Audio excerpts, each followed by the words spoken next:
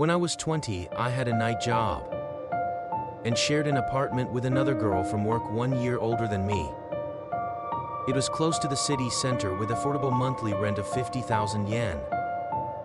The second floor unit had a 6 tatami mat, Western-style room, 6 tatami Japanese-style room, with a 4.5 tatami kitchen and bathroom in between. On moving day, I went back to my family home because my mom was sick in bed, so my roommate returned to the apartment alone that night. After our late shift ended around 1:30 and my family home was pretty close by.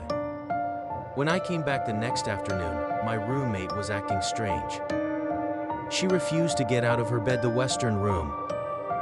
She said that from returning last night until morning, weird, kari kori sounds had been coming from my room, the Japanese room, non-stop. Seeing how spooked she was, I thoroughly checked my room and casually told her, probably a mouse, to reassure her. But from that day, she ran a fever and was bedridden. Oh well, I could cover the rent myself. So I told her to rest up and went to work, leaving her in the apartment. Returning around 2 that day, she was weird again. Same as before, saying noises came from my room and she was terrified. Sure enough, I heard some squeaking sounds. But being tipsy, I just slept through it fine. So on the 8th morning, loud doorbell rings woke me up. Opening the peephole, a police aide. Apparently, the resident above us was found dead. No telling how long, since the coroner's report wasn't in. But visually at least 10 days, they said. The landlord mentioned 2 months unpaid rent too. Creepy. Hearing that, with no questions asked, my roommate up and left. Her health was bad, and she never came to work again either. I considered going back to my family home with mom worrying, but thought why not try solo living and canceled the move. After a few uneventful months, I started dating a guy and invited him to my place. We were practically cohabiting, with him staying over a lot. But one day, he asked in a serious face, "Should we move?" That weird sound still comes from the Japanese room, right? Not again, I said. It's a mouse probably, but he insisted. No, more like a scratching sound, and teeth grinding. Honestly, that freaked me out more than the noise itself. After that, he didn't come over much, and I returned to living alone. It's not like I heard that teeth grinding every day anyhow. One day I came home late as usual, and was reading comics sprawled on the Western bed, when the adjacent apartment got noisy. But wasn't that unit vacant? Leaning from the balcony to peek in next door, there were no curtain, and clearly no one had moved in. Yet sounds were coming from inside. A woman's moaning voice, actually. Ha! Must be some naughty rascal sneaking in for a good time, eh? I decided to scare them a little for invading tipsy nerve on my part. Picking up some plastic debris on the balcony, I tossed it at the neighbor's window gently, then hid. It clattered loudly, and the woman's voice abruptly stopped. But instead, from around that window, came a bizarre gurgling sound I'd never heard before. More a voice than a noise. Even I froze in place, crouched on that balcony.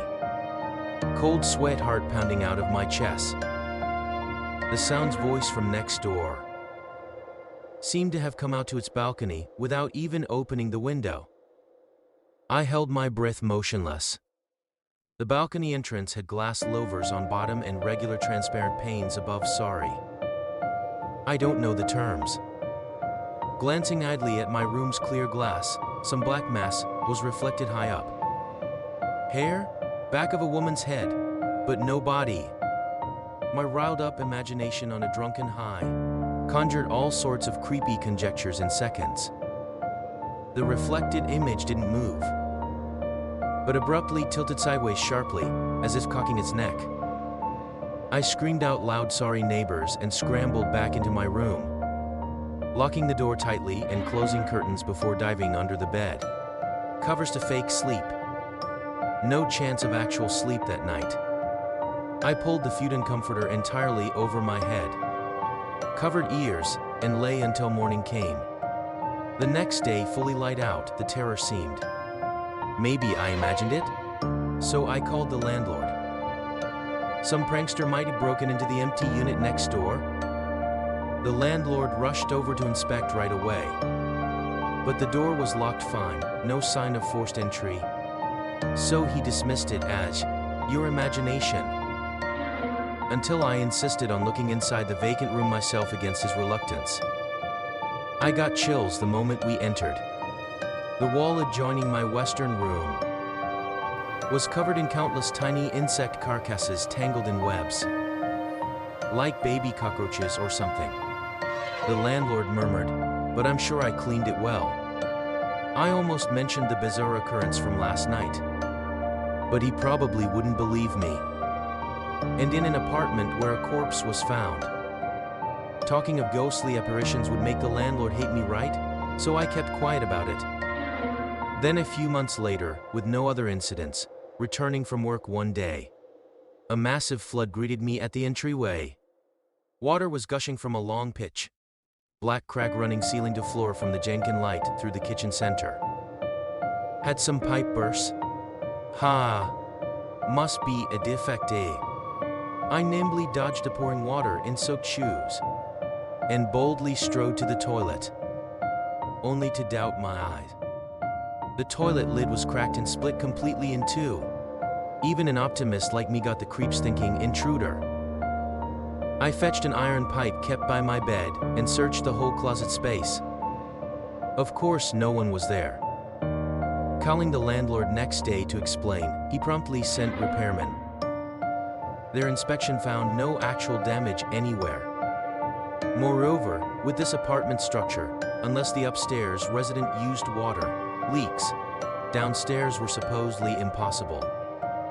And ever since the corpse discovery upstairs, that unit had stayed vacant.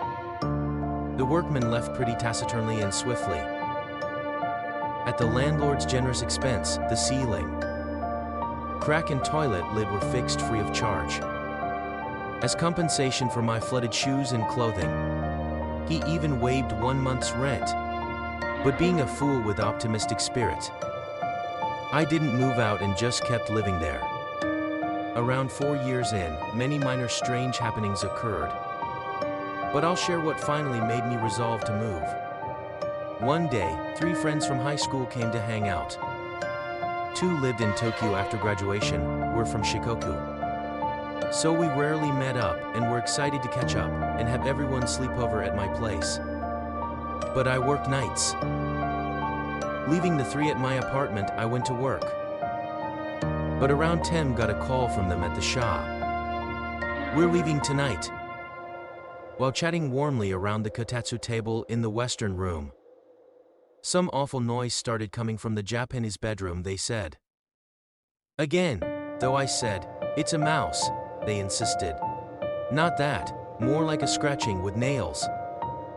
What's more, when all 3 went towards the bedroom to investigate the source, further bizarre phenomena occurred in the western room.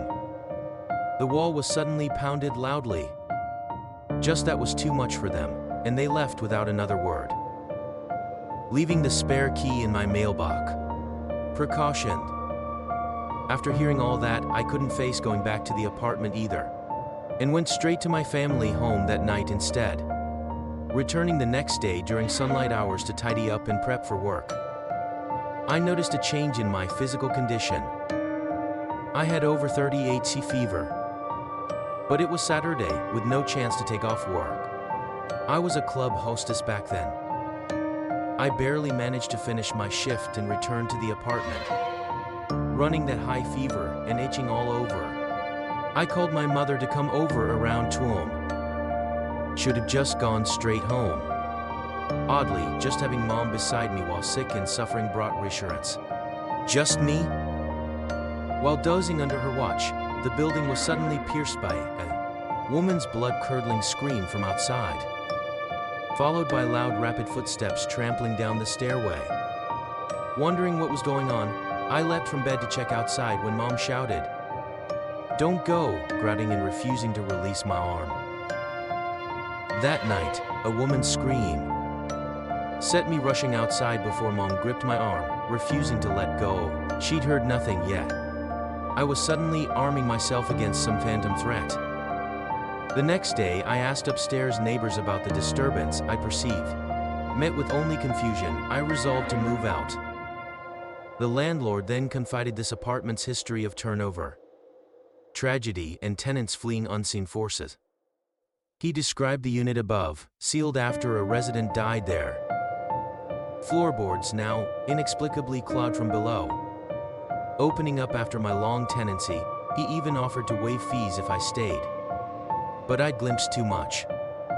So now my sister resides there, still untroubled by the adjacent unit, where Yakuza and a woman both mysteriously vanish, and where the walls once crawled with deathly remains no one could explain. For 4 years I withstood the uncanny. Yet in the end, our comprehension can only bend so far to accommodate the unknowable forces that haunt certain boundaries. And the price of that accommodation is not always ours to choose. So better to heed the warnings, spoken and unspoken, when lesser mysteries bid us retreat while still we retain the option.